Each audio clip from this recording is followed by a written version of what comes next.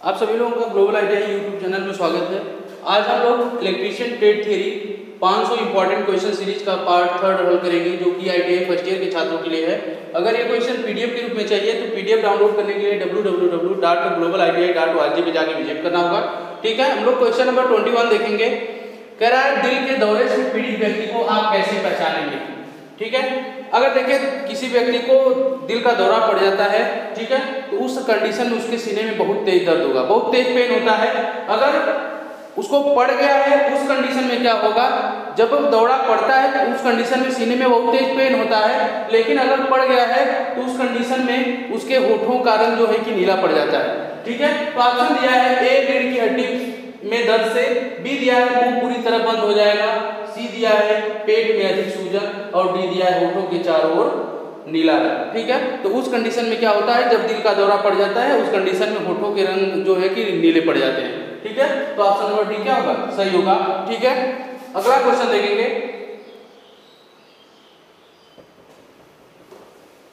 देखिए कह रहा है 22 नंबर में इस औजार का क्या नाम है। देखिए फिगर दिया नहीं है, ठीक है, पीडीएफ में था लेकिन देख लें थोड़ा सा।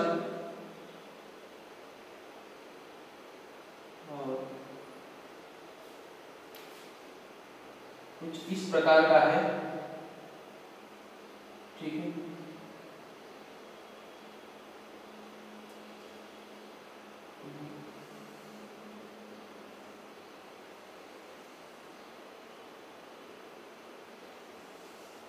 ठीक है, थोड़ा समझिएगा।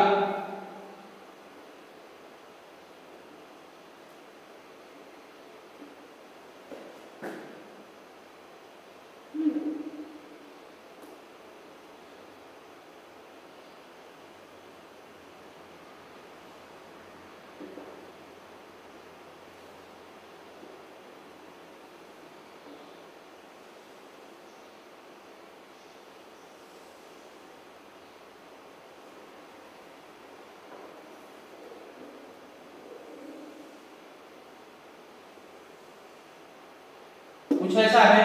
ठीक है, कह रहा है कि इस औजार का नाम क्या है।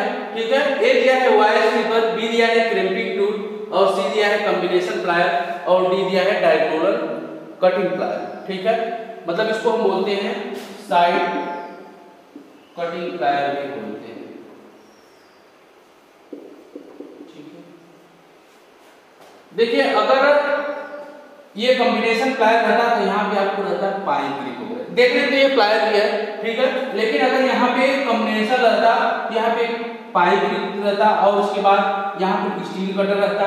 ठीक है, तो लेकिन ये कॉम्बिनेशन प्लायर है नहीं। ठीक है, ये है क्या, एक तरह से साइड कटिंग प्लायर है। ठीक है, जिसका उपयोग हम करते क्या है कि जहां पर हम टर्मिनल बिल्कुल नजदीक होते हैं वहां पर वायर को क्या करने के लिए किया जाता है, वहां पर वायर को कट करने के लिए किया जाता है। ठीक है, तो हम इसका उपयोग कहां करते हैं, टर्मिनल के बिल्कुल एकदम पास में जहां पर वायर को कट करना होता है वहां पर हम साइड कटिंग प्लायर का उपयोग करते हैं। तो कह रहा है कि निम्न में से कौन सा जो है कि इस औजार का क्या नाम है। ठीक है, तो ये हमारा है डायगोनल कटिंग प्लायर है, जिसको हम साइड कटिंग प्लायर के नाम से भी जानते हैं। तो ऑप्शन नंबर डी हमारा क्या होगा, सही होगा। अगला क्वेश्चन देखेंगे।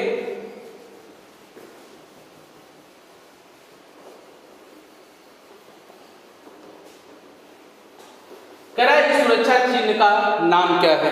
ठीक है, ए दिया है चेतावनी चिन्ह, बी दिया है आवश्यक चिन्ह, सी दिया है निषेधक चिन्ह, और डी दिया है सूचनात्मक चिन्ह। आप जानते हैं चेतावनी चिन्ह में कुछ इस प्रकार इसका चिन्ह होगा, साइन होता है त्रिभुज के आकार का। ठीक है, और इसमें जो आकृति होती हैं, ठीक है, वो काले रंग की होती है। कैसी होती है, जैसे अभी उस दिन हम अगले वीडियो में हम लोग पढ़े थे बिजली के झटके का ना, कुछ इस प्रकार था। तो इसमें जो होता है इसकी पृष्ठभूमि होती है पीले कलर की, और ये चिन्ह जो है त्रिभुज के आकार का होता है, और इसकी जो आकृति होती है वो होती है काले रंग। ठीक है, किसका, चेतावनी चिन्ह। ठीक है, आवश्यक चिन्ह वो गोल आकार के होते हैं और इनकी पृष्ठभूमि नीले रंग की होती है। ठीक है, और इसमें जो है कि जो आकृतियां होती हैं जैसे चश्मा, टोपी ना, और उसके बाद कह सकते हैं हैंड ग्लव, ये सब क्या होते हैं, आवश्यक चिन्ह होते हैं, ठीक है। और ये नीले रंग के होते हैं, ठीक है। और ये जो मतलब चिन्ह होंगे बीच में साइन होते हैं, वो कैसे होते हैं, सफेद, जैसे अभी कह दिए, ठीक है, ठीक है। जूते भी आते हैं, ठीक है। मतलब ये कंपलसरी चिन्ह है, आवश्यक का मतलब अनिवार्य भी कर सकते हैं, अनिवार्य साइन है, मतलब इनको लगाना जरूरी है। किसी भी वर्कशॉप में काम करते समय जूता पहनना, ग्लव्स लगाना, ठीक है, चश्मा लगाना, ये चीजें जरूरी है। इसको हम क्या कहते हैं, अनिवार्य चिन्ह कहते हैं, ठीक है। यहाँ दिया क्या है, ग्लव्स दिया है, ठीक है। तो ये चिन्ह कैसा है, आवश्यक चिन्ह है, तो ऑप्शन नंबर बी हमारा क्या होगा, सही होगा, ठीक है। अगला क्वेश्चन देखेंगे।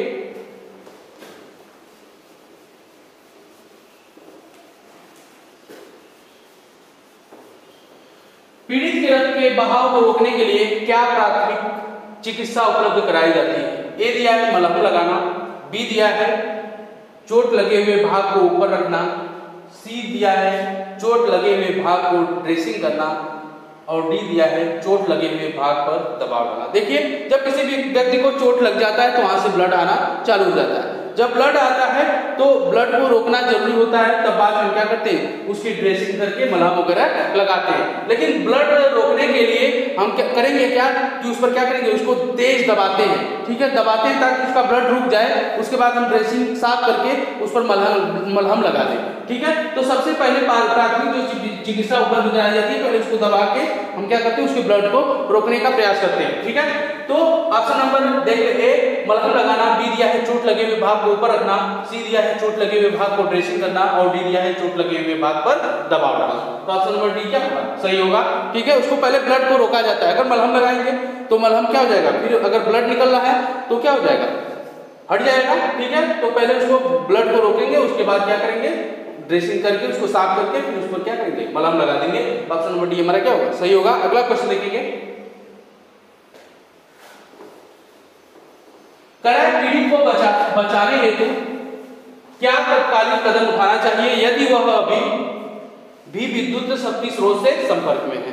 कराए कि पीड़ित को बचाने हेतु क्या तत्कालीन कदम उठाना चाहिए यदि वह अभी भी विद्युत शक्ति स्रोत से संपर्क में है। मतलब कि वो व्यक्ति जो है कि अगर विद्युत से संपर्क में आ गया हो, ठीक है, तो उस समय हमें क्या करना चाहिए ना। तो दिया है ऑप्शन ए, हाथों द्वारा खींचे या धक्का दे। देखिए, जब वो विद्युत के संपर्क में आ गया हो, अगर उसको हाथ से खींचेंगे तो हम भी क्या हो जाएंगे, उस विद्युत के संपर्क में आ जाएंगे। जैसे वो व्यक्ति उसको स्पर्श किया है, विद्युत ने उसको पकड़ लिया है, ठीक है। अगर हम उसको टच करते हैं तो हमें भी क्या लग सकता है, झटका लग सकता है, या उसकी चपेट में हम भी आ सकते हैं, ठीक है। बी दिया है अपने प्राधिकारों विद्युत झटके के बारे में जानकारी दें, उस समय हमें बचाना है, ठीक है। सी दिया है किसी को उस व्यक्ति को छुड़ाने हेतु बुलाएं, जब तक बुलाएंगे हो सकता है वो व्यक्ति क्या हो जाए, मर जाए, ठीक है। अगला दिया है डी, संयोजकों को अलग करके शक्ति आपूर्ति को बंद कर दें, ठीक है। सबसे पहले हमें क्या करना चाहिए, अगर देख लें आसपास कहीं मतलब सप्लाई को बंद करने के लिए एमसीबी वगैरह हो, उसको क्या करें, आप करें, उसके बाद जाके व्यक्ति को हम क्या करें, छुड़ाएं। तो ऑप्शन नंबर हमारा डी क्या होगा, सही होगा कि संयोजकों को अलग करके शक्ति आपूर्ति को पहले बंद कर दें, उसके बाद तब जाके व्यक्ति को हम क्या करें, छुड़ाएं। तो ऑप्शन नंबर हमारा डी क्या होगा, सही होगा। अगला क्वेश्चन देखेंगे। देखिए, इस सचेतक चिन्ह का या वार्निंग साइन का क्या नाम है, वार्निंग साइन का कह रहा है क्या नाम। देखो, ये देखने में लग रहा है त्रिभुजाकार है, इसकी आकृति कैसी है, त्रिभुज के आकार की है, तो ये तो वार्निंग साइन है ना। और दे रखा ऑप्शन देखने पहले, ए दिया है विद्यालय, बी दिया है संरक्षित, और सी दिया है असंरक्षित, डी दिया है पैदल क्रॉसिंग। आप जब कभी रोड को क्रॉस करते होंगे, ठीक है, ठीक है,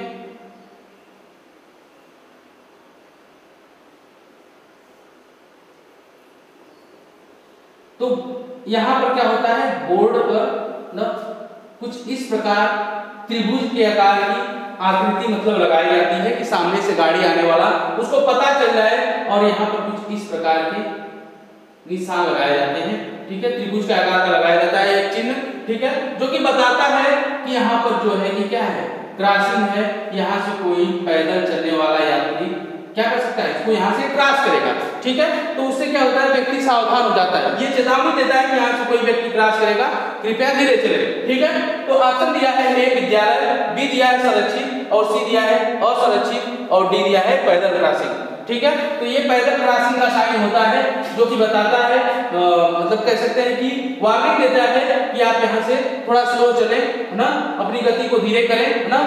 तो ऑप्शन नंबर डी हमारा क्या होगा, सही होगा, ठीक है। अगला क्वेश्चन देखेंगे,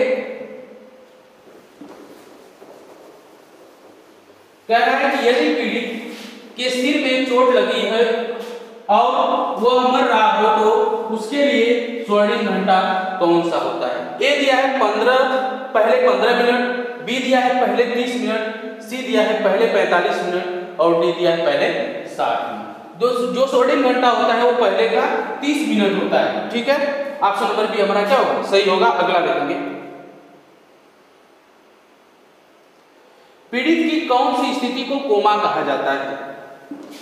कह रहा है कि कब व्यक्ति को कहेंगे कि ये कोमा में है, ठीक है।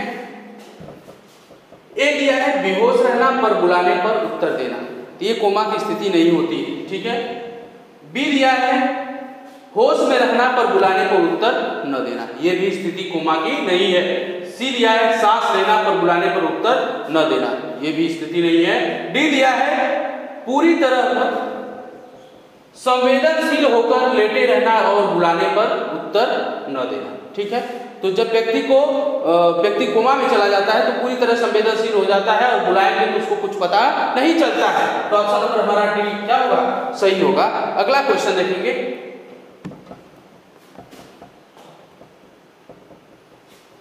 कह रहा है इस गेज का क्या उपयोग है। देखिए ये जो गेज है ये किसी जॉब की आंतरिक त्रिज्या को जांचने के लिए उपयोग किया जाता है। इसमें दो गेज होते हैं, एक गेज होता है रेडियस गेज, ठीक है, रेडियस गेज, ठीक है, और एक होता है हमारा फिलेट गेज,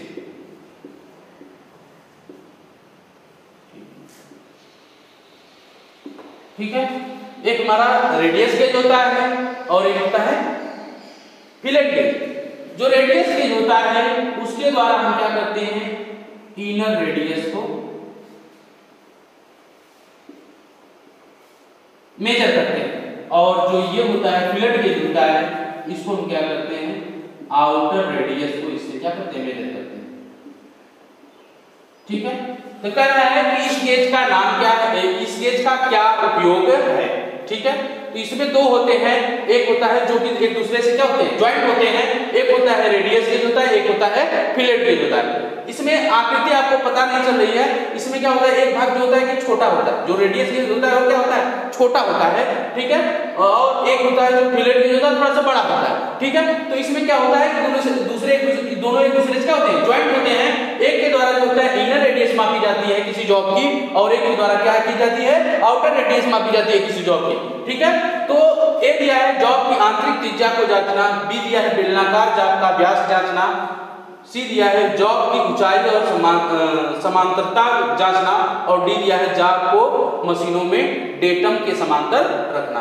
तो जॉब की आंतरिक त्रिज्या तथा बाहरी त्रिज्या को मापने के लिए ना हम किसका उपयोग करते हैं, इस गेज का उपयोग करते हैं, ठीक है। तो ऑप्शन नंबर ए सही होगा, ठीक है, जॉब की आंतरिक त्रिज्या को जांचना। अगर यही दे देता आंतरिक तथा बाहरी तभी यही ऑप्शन सही रहता, ठीक है। अगला क्वेश्चन देखेंगे, इस रेती का क्या है।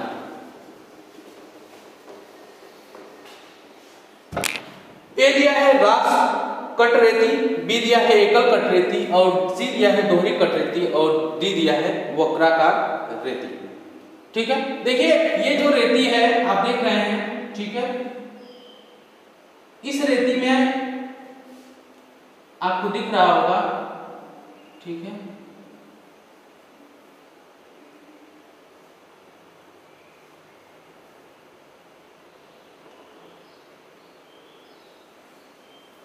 कुछ इस प्रकार हैंडल है, ठीक है। आप देखते हैं इसमें कुछ ऐसे ना डाटेड है, ठीक है, जो कि उभरे हुए डाटेड है, और इस प्रकार की जो रेती होती है वो होती है रास्प कटरेती, ठीक है। और जो एकल कटरेती होगी इसमें क्या होती है, इसमें जो होता है कुछ इस प्रकार रहेगा और इसमें कुछ ऐसे रहेगा, ठीक है, कुछ ऐसे रहेगा, ठीक है। दोहरी कट में उसी प्रकार कट रहता है, ठीक है। तो ये है क्या, ये है रास्प कटरेती, जो कि ऑप्शन नंबर ए हमारा सही है, ठीक है। अगर आपको ये वीडियो अच्छा लगे तो इस वीडियो को लाइक करिए और ज्यादा से ज्यादा बच्चों में शेयर करिए, ठीक है।